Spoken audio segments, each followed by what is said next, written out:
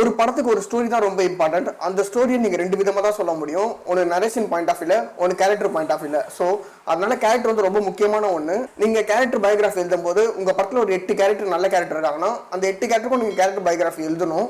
அந்த கேரக்டர் எங்க பிறந்திருக்காங்க, அவங்களோட ஃபேமிலி பேக்ரவுண்ட்ல நீங்க ரைட் பண்ணணும். நீங்க ஸ்கிரீன் பிளே எழுதும் போது கேரக்டரோட பயோகிராஃபி நீங்க யூஸ் பண்ணலாம். உங்க கதாபாத்திரத்தோட வீடு காட்டுறீங்கன்னா அவரோட பேரண்ட்ஸ் இறந்துருக்காங்க நீங்க ரைட் பண்ணிருக்கீங்க கதாபாத்திரத்தெல்லாம், அந்த வீட்டில் அந்த பேரண்ட்ஸோட போட்டோ நீங்க மென்ஷன் பண்ணலாம். அதுக்கப்புறமா இந்த கேரக்டருக்கு எந்த பெட்டு வளர்க்குறது ரொம்ப இன்ட்ரெஸ்ட்னா அந்த வீட்டில் ஒரு மீன் தொட்டி இருக்கிறது கூட நீங்க ரைட்டிங்ல மென்ஷன் பண்ணிக்கலாம். இப்போ நீங்க பாயிண்ட்ஸ் அதை ரைட் பண்ணிட்டீங்கன்னா உங்க கேரக்டர் மேலு சிட்டியில பிறந்தாரு, அவர் பேரண்ட்ஸ் ரிலேஷன்ஷிப் இப்படிலாம் இருந்தது நீங்க ரைட் பண்ணிட்டீங்கன்னா இது உங்களுக்கு என்ன விஷயத்துல யூஸா இருக்கும்னா, இந்த கேரக்டருக்கு ஒரு கோல் இருக்கும், எல்லா கேரக்டருக்கும் கோல் இருக்கும், அவங்க என்ன அச்சீவ் பண்ணணும் லைஃப்ல இருப்பாங்க, அவங்களுக்கு அச்சீவ் பண்ண முடியாத ஒரு நெருக்கடிகள் இருக்கும். அது நீங்க எப்படி எடுப்பீங்கன்னா இந்த கேரக்டரோட பயோகிராஃபில இருந்து தான் அந்த நெருக்கடி உங்களால் எடுக்க முடியும். அதனால கேரக்டர் பயோகிராஃபி நீங்க கண்டிப்பா ரைட் பண்ணி தான் ஆகணும்.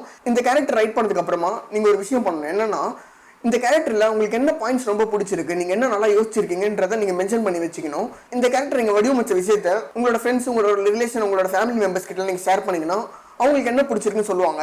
அது எல்லாமே உங்களுக்கு ரொம்ப யூஸ்ஃபுல்லா இருக்கும். இது கதைக்கு யூஸ் ஆகல அதனால கேரக்டர் பயோகிராஃபி எழுத மாட்டேன் அப்படின்னு சொன்னீங்கன்னா அப்படிலாம் நீங்க எதுவுமே சொல்லாதீங்க. நீங்க தான் ஒரு கேரக்டர் உருவாக்குறீங்க. அந்த கேரக்டர் எங்க பிறந்தாரு, அந்த கேரக்டரோட அம்மா அப்பாலாம் எப்படி இருந்தாங்கன்றது கண்டிப்பா உங்களுக்கு தெரிஞ்சிருக்கும். கண்டிப்பா நீங்க அதை ரைட் பண்ணி தான் ஆகணும்.